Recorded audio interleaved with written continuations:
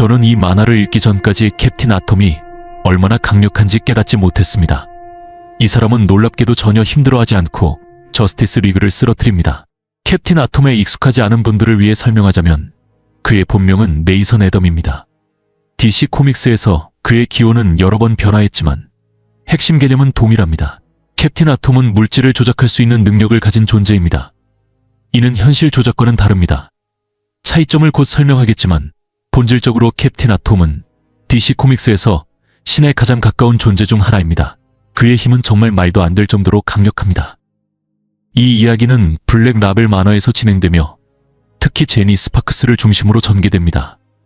참고로 블랙 라벨 만화는 메인 DC 연속성에 포함되지 않으니 이를 염두에 두세요. 이야기는 제니 스파크스가 배트맨과 만나는 장면에서 시작됩니다. 배트맨은 그녀에게 캡틴 아톰을 찾는 임무를 맡깁니다. 제니 스파크스는 본래 길을 벗어난 슈퍼히어로를 추적하는 전문가로 이번 블랙 라벨 버전에서도 그녀의 역할에 이 특성이 반영됩니다. 과거의 제니 스파크스는 스톰워치와 디 어소리티 같은 그룹의 일원이었습니다. 20세기의 정신으로 알려진 그녀의 감정 상태는 20세기와 본질적으로 연결되어 있습니다. 그녀는 완전히 불멸은 아니지만 매우 강한 회복력을 지니고 있습니다. 그녀의 주요 능력은 전기 조작으로 이를 통해 전기 시스템을 통해 텔레포트하거나 적을 무력화하거나 창의적인 방식으로 응용할 수 있습니다. 제니 스파크스는 정말 멋진 캐릭터이며 저도 그녀에 대해 깊이 알지는 못하지만 흥미로운 인물임은 분명합니다. 제니 스파크스는 이번 임무를 주도하는 배트맨의 요청을 받습니다. 그녀는 팀에게 경고합니다. 캡틴 아톰 같은 존재와 엮이지 않는 게 좋아요. 그를 상대하려 하면 당신들이 무슨 일을 저지르는지조차 모를 겁니다. 캡틴 아톰은 당신들을 파괴할 거예요. 이 말은 네이선 애덤이 얼마나 위험한 존재인지를 잘 보여주며 이야기의 긴장감을 고조시킵니다. 이야기는 네이선 애덤, 즉 캡틴 아톰으로 전환됩니다. 그는 노숙자와 대화를 나누는 장면에서 정신적으로 불안정한 모습으로 묘사됩니다. 이 장면에서 네이선은 여러 차례 외형을 바꾸며 등장합니다. 노숙자 옆에 앉은 네이선은 말합니다. 여기 참 좋네요. 매일 이곳에 오시나요? 노숙자는 비둘기에게 먹이를 주는 게 좋아요라고 답합니다. 네이선은 호기심을 보이며 묻습니다. 그래요? 왜요? 이에 노숙자는 어깨를 으쓱하며 답합니다. 글쎄요, 배고프니까요. 그러자 네이선은 그럼 당신은 배고프지 않나요? 누가 당신을 먹여주죠? 라고 되묻습니다. 이 질문은 노숙자를 짜증나게 만들었고 그는 닥쳐. 너 이상해. 나 좀 내버려둬라며 화를 냅니다. 이 대화에서 흥미로운 점은 네이선이 계속해서 외형을 바꾸는 장면입니다. 처음에는 벌거벗은 모습으로 등장했다가 델라모 종종 퀀텀 아모라 불림루로 변신하고 마지막에는 군복 차림으로 바뀝니다. 이 시각적 표현은 네이선의 정신적 불안정을 강조함과 동시에 그의 어마어마한 힘을 보여줍니다. 캡틴 아톰의 능력은 물질 조작자로서 현실 조작자와 구별됩니다. 두 능력의 차이는 미묘하지만 중요합니다. 물질 조작자는 여전히 물리법칙의 제약을 받습니다. 예를 들어 샷 글라스를 찻잔으로 바꾸려면 원자의 수가 맞아야 합니다. 샷 글라스가 10,000개의 원자를 포함하고 찻잔이 2,000개의 원자가 필요하다면 추가 1,000개의 원자를 어디선가 가져와야 합니다. 반면 현실 조작자는 이러한 제약을 우회합니다. 그들은 아무것도 없는 상태에서 추가 원자를 만들어낼 수 있습니다. 이 차이는 물질 보존의 법칙에 근거합니다. 물질은 생성되거나 소멸될 수 없다는 원칙이죠. 하지만 이 수준의 힘에서는 물질 조작자와 현실 조작자의 차이가 실질적으로는 거의 없어 보입니다. 둘 다 너무나도 비범한 능력을 발휘하기 때문에 기능적으로는 거의 동일하게 보입니다. 네이선이 노숙자와 대화를 이어가며 말합니다. 알죠? 내가 지금 당장 비둘기들을 요리할 수도 있어요. 우리 둘이 잔치를 벌일 수 있죠. 마치 고대산 정상에 앉아 모든 인류의 운명과 폐허를 내려다보는 신들처럼 말이에요. 우리의 입술은 그들의 몸과 영혼의 기름으로 반짝이고요. 이에 노숙자는 불편한 기색을 보이며 대답합니다. 그냥 비둘기 먹이 주는 거예요. 알겠죠? 그냥 저 좀 내버려두세요. 네이선은 냉담한 태도로 답합니다. 이게 오늘날 세상의 문제야. 아무도 신이 되려고 하지 않아. 그리고 그는 그 남자를 죽입니다. 이 장면은 직접적으로 묘사되진 않지만 이후의 결과는 명백합니다. 이야기는 제니 스파크스로 전환됩니다. 경찰의 요청을 받고 현장에 도착한 그녀는 상황을 조사합니다. 저스티스 리그는 사건의 특성을 인지하고 제니에게 일을 넘겼습니다. 제니는 자신의 능력을 사용해 피해자의 뇌를 스캔하고 캡틴 아톰의 특유의 방사능 흔적을 감지합니다. 이 단서를 따라 제니는 네이선이 남긴 파괴의 흔적을 추적합니다. 제니는 도로 한복판에 서 있는 캡틴 아톰을 발견합니다. 네이선은 트럭을 막고 있었으며 트럭이 다가오자 그는 태연하게 이를 소멸시키고 운전사를 죽입니다. 그의 행동은 성경 구절을 인용하는 불길한 독백으로 동반됩니다. 네가 오래도록 도시를 포위하여 이를 차지하기 위해 전쟁을 벌일 때 도끼를 휘둘러 그 나무들을 베어선 안 된다. 먹을 수 있는 나무라면 베지 말아라. 들의 나무는 사람의 양식이다. 제니는 혼란스러워하며 묻습니다. 그건 처음 듣는데? 네가 만들어낸 거야? 네이선은 태연히 대답합니다. 아니, 그건 신의 말씀이야. 난 지금 다른 존재일 뿐이지. 캡틴 아톰의 이 말은 자신이 신으로 상승하고 있다는 믿음을 반영하며 이야기가 진행되면서 이 주제를 더 깊이 탐구합니다. 제니와 네이선 간의 대화는 그의 캐릭터를 탐구하는 이야기를 시작합니다. 이 대화는 그의 광적인 신격화와 그로 인한 위험성을 강조합니다. 캡틴 아톰의 어마어마한 힘은 공포스럽고 이야기는 한 가지 핵심 질문을 제기합니다. 누군가 갑자기 신과 같은 힘을 갖게 된다면 그 힘으로 무엇을 할 것? 제니는 그의 행동에 경멸을 느끼지만 결연한 태도로 네이선과 맞섭니다. 네가 무슨 짓을 했는지 봤어. 그 불쌍한 남자에게 남긴 내 에너지 흔적을 추적해서 여기까지 왔어. 넌 정말 말썽을 피웠고 이제 너를 그냥 두고 볼 순 없어. 돌아갈 때가 됐어, 네이선. 네이선이 거긴 싫어. 내가 있을 곳이 아니야. 난 하늘에 있어야 해라고 대답하자 제니는 날카롭게 응수합니다. 네가 뭘 좋아하든 내가 신경 쓸 것 같아. 나한테 주어진 임무는 너희 같은 애들이 사고를 치지 못하게 막는 거야. 그런데 네가 여기서 사람들을 녹이고 다니는데 내가 내 일을 제대로 하고 있다고 할 수 있겠어? 네이선은 비웃으며 말합니다. 이건 멍청한 짓이야. 네가 내가 어떤 존재인지 뭘 할 수 있는지 알고 있잖아. 슈퍼맨을 보냈어야지. 그러나 제니는 굴하지 않고 되받아칩니다. 아돌프가 지구를 누가 물려받을지에 대해 연설하던 그때 내가 했던 말을 똑같이 해줄게. 슈퍼맨이고 뭐고 상관없어. 이 대화는 네이선의 힘과 그가 인간성과 얼마나 동떨어져 있는지를 잘 보여줍니다. 누군가 이렇게 강력해지면 평범한 사람들의 행동과 고난은 더 이상 중요하지 않아 보입니다. 제니의 저항은 그러한 태도에 맞서는 무력함을 강조합니다. 영화 콘택트의 대사가 떠오릅니다. 그건 마치 신이 일부러 개미집의 개미들을 없애려는 것과 같을 거야. 그리고 이어지는 질문, 만약 신이 그랬다면 얼마나 죄책감을 느꼈을까? 은 네이선과 그가 속한 세계 사이의 커다란 간극을 부각시킵니다.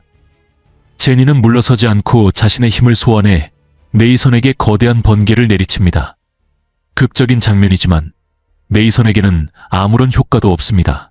이에 굴하지 않은 제니는 강렬한 독백을 시작하며 그녀의 좌절감과 이 대결의 중요성을 강조합니다. 내 대부가 한때 이렇게 말했지. 이제 위에 계신 분은 우주를 가지고 주사위 놀이를 하지 않는다. 요즘 그 말이 여기저기 박혀있는 걸 봐. 피투성이가 된 할머니들의 베개에도. 물론 사람들은 그걸 깨끗이 꾸미려고 하지. 역사도 늘 그렇게 하잖아. 많은 사람들은 그 말이 깊은 뜻을 가진다고 생각해. 신이 우리를 신경 쓴다고 무작위로 누가 살고 죽는지, 누가 선하고 악한지를 결정하지 않는다고 말이야. 그들은 신이 계획을 가지고 있다고 믿지. 하지만 사람들이 잊고 있는 게 있어. 알버트 아저씨 아인슈타인 말이야. 그가 말했던 건 신앙이나 운명이 아니었어. 그는 양자 이론에 대해 말하고 있었지. 그는 물리학이 확률에 대한 게 아니라고 믿었어. 한 이온이 여기로 가거나 저기로 가는 그런 거 말이야. 대신 그는 통합된 이론, 즉 모든 것이 완벽하게 움직이는 시계 같은 우주를 믿었어. 제니는 잠시 멈추고 마지막 말을 던집니다. 문제는 결국 그가 완전히 틀렸다는 거야. 그는 답이 없는 질문을 찾으려 평생 50년을 보냈고 실패했다는 사실도 모른 채 죽었지. 이 독백은 네이선과의 싸움에서 그녀가 겪는 본질적인 갈등을 보여줍니다. 이는 단순한 힘의 대결이 아니라 우주와 인간의 위치를 이해하려는 이념과 신념의 충돌입니다. 제니의 말은 그녀의 지성과 더불어 캡틴 아톰과의 필연적인 충돌과 그의 파괴적 잠재력을 암시합니다. 주님이 라스베이거스에서 칵테일 웨이트리스에게 행운을 빌어줘 드라며 손에 입김을 풀어달라고 하는 꼴이었어. 너희 히어로들은 엄마가 죽고 방사능에 노출되고 날 수 있게 됐다는 이유로 자신들이 선택받은 자라고 생각하지. 하지만 그 모든 건 그냥 빌어먹을 우연 아니야? 원자 하나만 다른 방향으로 갔어도 그 옆 사람한테 일어났을 일이잖아. 너희도 결국 다른 사람들과 똑같아 죽음을 기다리며 모든 걸 망쳤다는 걸 알고 있는 존재일 뿐. 이 말에 캡틴 아톰은 분노하며 단호히 외칩니다. 아니야. 그러곤 즉시 제니를 붙잡습니다. 그의 목소리는 차갑게 변하며 말합니다. 널 알아보겠어. 넌 한때 중요한 사람이었지. 아주 오래전에. 그리고는 망설임 없이 그녀를 죽여버립니다. 제니는 끝난 듯 보입니다. 적어도 지금은요. 그녀는 완전히 죽을 수 없는 존재로 항상 다시 돌아오지만 이 행위는 네이선의 냉혹함을 강렬히 보여줍니다. 이야기는 제니의 시신을 확인하러 온 배트맨으로 전환됩니다. 그는 그녀를 확인하며 말합니다. 그녀는 단순한 소녀가 아니야. 그녀는 매미섬 사살이야. 그녀는 돌아올 거야. 늘 그래왔듯이. 제니가 일시적으로 사라진 상황에서 이야기는 다시 캡틴 아톰에게 초점을 맞춥니다. 그는 자신이 신으로 상승하고 있다는 믿음에 사로잡힌 채 자신의 길을 계속 걸어갑니다. 네이선은 걸으면서 자신의 비극적인 과거를 회상합니다. 난 베트남 전쟁에 참전했어. 아내와 아이가 있었지. 집에 돌아왔을 땐 사람들이 날 범죄자라고 불렀어. 하지만 난 아니었어. 난 그저 군인이었지. 차이점은 내가 지켰던 것이 사회가 동의하지 않는 무언가였다는 거야. 그리고 사회의 욕망과 요구는 기분 내키는 대로 바뀌지. 아무도 날 믿지 않았어. 그들은 날 죽이겠다고 했고 난 그러지 말라고 했지. 그는 잠시 멈춘 뒤 이야기를 이어갑니다. 그들이 나에게 선택지를 줬어. 날 죽이는 대신 실험을 했지. 날 보호해줄 무언가로 날 감싼 뒤 원자폭탄을 내 위에 떨어뜨렸어. 날 죽이지 못해서 대신 날 미래로 날려버렸지. 그리고 내 몸엔 그들이 발랐던 것들이 덮여 있었어. 그렇게 내가 이 힘을 얻었지. 네이선의 목소리는 점점 차가워지며 계속됩니다. 그 누구도 내가 저지른 범죄에 대해 신경 쓰지 않았어. 아내와 아이를 찾아갔지만 그들은 더 이상 날 원하지 않았지. 그리고 난 슈퍼히어로가 되었어. 내가 합류했던 팀은 그의 문장은 흐려지며 마무리되지 않습니다. 결국 이 실험은 캡틴 아톰에게 양자 에너지를 조작할 수 있는 능력을 부여했습니다. 이는 무한한 힘의 원천으로 그가 상상할 수 있는 모든 것을 가능하게 만듭니다. 본질적으로 그는 신과 같은 존재가 된 것입니다. 그는 걸으면서 마치 독자들에게 직접 말하듯 넷째 벽을 허물고 이야기합니다. 목이 마르네. 이야기는 여기까지 할게. 하지만 행복한 결말은 아니야. 그는 덧붙이며 말합니다. 그냥 여기서 멈추고 술 한잔 해야겠군. 그가 술집에 들어가면서 이야기는 흥미로운 방향으로 전개됩니다. 제니, 스파크스의 지성과 다른 요소들 덕분에 결국 저스티스 리그와 경찰이 사건에 개입하게 됩니다. 경찰은 주변 지역을 봉쇄하고 있지만 중요한 장면은 제니가 슈퍼맨과 대화를 나누는 부분입니다. 슈퍼맨은 네이선이 바텐더와 대화하며 술을 주문하고 자신의 상황을 설명하고 있다고 말합니다. 이 상황에서 슈퍼맨은 우리가 들어가서 이 남자를 처리해야 해라고 말합니다. 그러나 제니는 단호히 답합니다. 네가 그렇게 하면 그는 너희 모두를 죽일 거야. 그는 모든 사람을 죽일 거고 너희가 할 수 있는 건 없어. 그녀는 이어 말합니다. 난 그와 싸웠어. 그는 이제 예전의 그가 아니야. 너희 바보들이 덤벼들면 그는 인질들을 돼지처럼 학살할 거야. 슈퍼맨은 완고하게 주장합니다. 우리가 뭔가를 해야 해. 시간이 얼마 없어. 이는 매우 흥미로운 장면인데 왜냐하면 슈퍼맨답지 않은 행동이기 때문입니다. 바로 이 점 때문에 블랙 라벨 작품이 효과적입니다. 메인 연속성에서는 슈퍼맨이 절대 이런 말을 하지 않을 겁니다. 하지만 블랙 라벨에서는 캐릭터들이 기존 성격에서 벗어나 더 역동적이고 흥미롭게 그려집니다. 매번 같은 슈퍼맨을 보는 건 지루할 수 있으니까요. 슈퍼맨은 다시 강조합니다. 우리가 안으로 들어가야 해. 무언가를 해야 해. 원리가 다른 지구에 있지만 내일 아침쯤 돌아올 거야. 그의 속도가 필요에 빠르게 들어가 사람들을 구출하고 그 다음 캡틴 아톰을 상대하는 거지. 그는 이어서 말합니다. 그를 진정시키도록 노력해봐. 그와 대화하고 희망을 줄 무언가를 찾아봐. 인질들에게 해를 끼치지 않도록 말이야. 그러나 제니는 마지막에 경고합니다. 이건 실수야. 정말 큰 실수야. 너희는 거기 들어가선 안 돼. 결국 제니의 경고가 옳았음이 드러납니다. 이후 벌어지는 건 그야말로 대참사입니다. 바 안에서는 아무도 나갈 수 없습니다. 한편으로는 공포 때문이고 다른 한편으로는 호기심 때문입니다. 어느 순간 한 남성이 캡틴 아톰에게 다가가자 그는 즉석에서 그를 소멸시켜버립니다. 완전히 제로 만들어버린 겁니다. 바에 갇힌 사람들 중에는 정신과 의사인 제이미도 있습니다. 그는 캡틴 아톰과 대화를 시작하며 그의 자기 인식을 탐구합니다. 흥미롭게도 이들은 캡틴 아톰이 슈퍼맨, 배트맨, 원더우먼 같은 전통적인 슈퍼히어로들과 얼마나 다르지 않은지 논의합니다. 이 강력한 존재들은 자신을 세계의 구원자로 여기며 세상을 구해야 한다는 사명을 스스로 떠맡습니다. 이는 일종의 고전적 자기애를 반영합니다. 여기서 드러나는 심리적 복잡성은 흥미롭습니다. 캡틴 아톰과 슈퍼맨 같은 인물들 사이의 진짜 차이는 도덕적 정렬뿐입니다. 하나는 나쁜 일을 하고 다른 하나는 좋은 일을 합니다. 하지만 그 좋음 역시 그들 스스로 임의로 결정한 것입니다. 결국 제니 스파크스는 전화를 손에 넣고 자신의 전기 이동 능력을 사용해봐 안으로 나타납니다. 그녀와 캡틴 아톰이 서로 마주하며 대화를 시작하는 긴장된 순간이 연출됩니다. 캡틴 아톰은 비웃으며 말합니다. 너 죽은 줄 알았는데? 제니 스파크스는 날카롭게 응수합니다. 너 인질 5명 있지 않았나? 그는 어깨를 으쓱하며 답합니다. 그랬지. 근데 1명 죽였어. 인질 중 1명이 충격에 빠져 외칩니다. 그는 아무 이유 없이 그를 죽였어.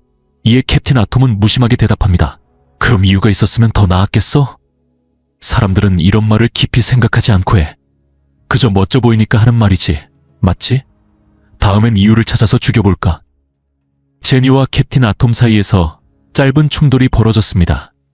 그는 공격했지만 제니는 재빠르게 피하며 적절한 순간을 기다려 다시 나타났습니다. 두 사람은 몇 마디를 더 주고받았고 캡틴 아톰은 가볍게 말했습니다. 한 잔 더 마셔야겠군. 이번엔 올드 패션드로 하자. 우리 손님을 기리며 말이지.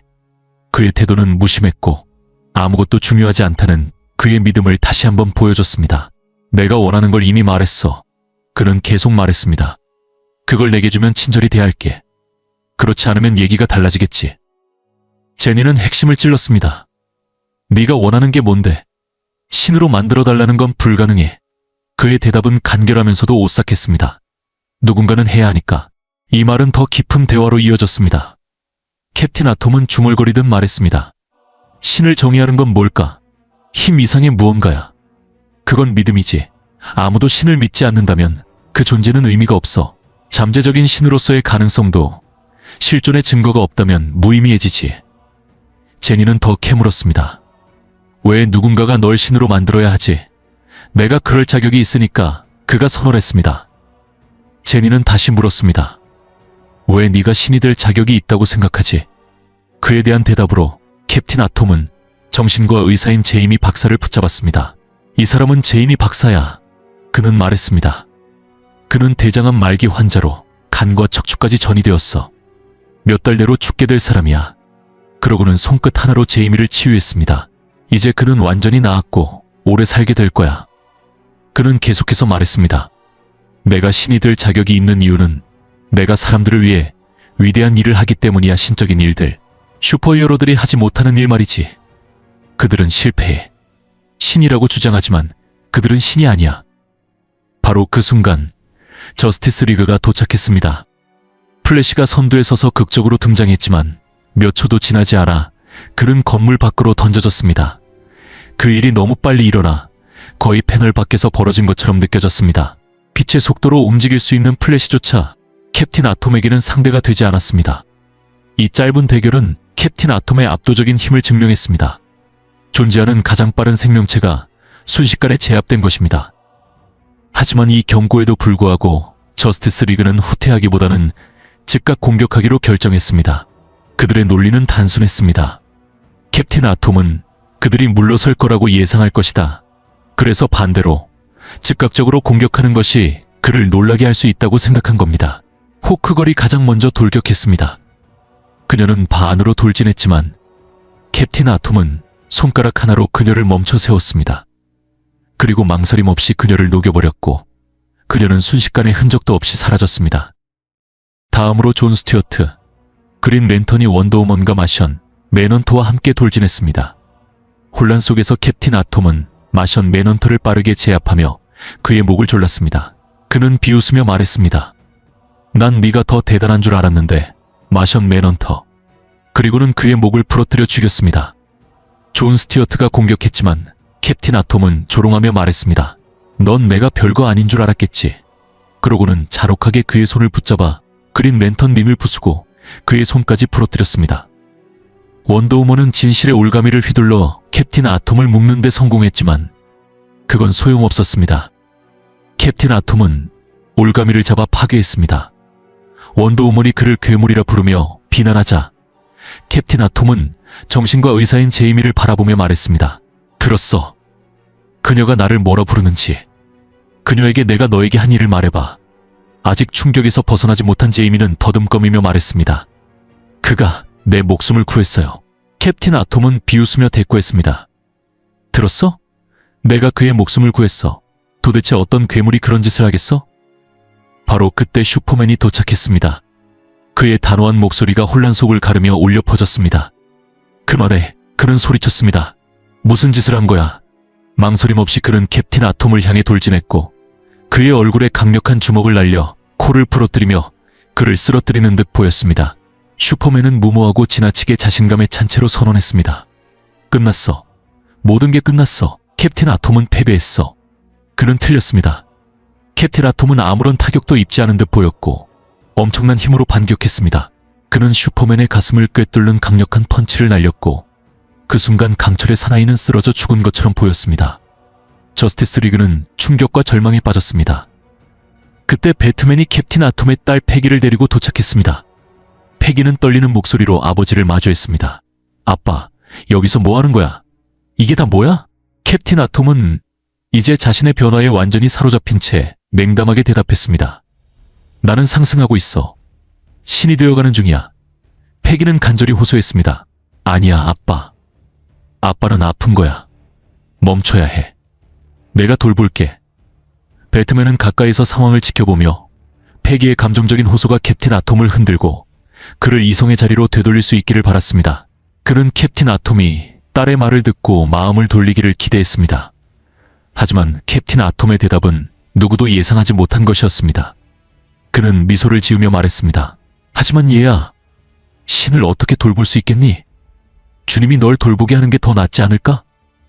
그리고 망설임 없이 그는 자신의 딸을 그 자리에서 소멸시켜버렸습니다. 그 행위는 순식간에 이루어졌고 그만큼 충격적이었습니다. 몇 초 뒤 그는 배트맨을 향해 시선을 돌렸고 그 역시 죽여버렸습니다. 불과 몇 분 만에 캡틴 아톰은 저스티스 리그 전체를 단독으로 전멸시켰습니다.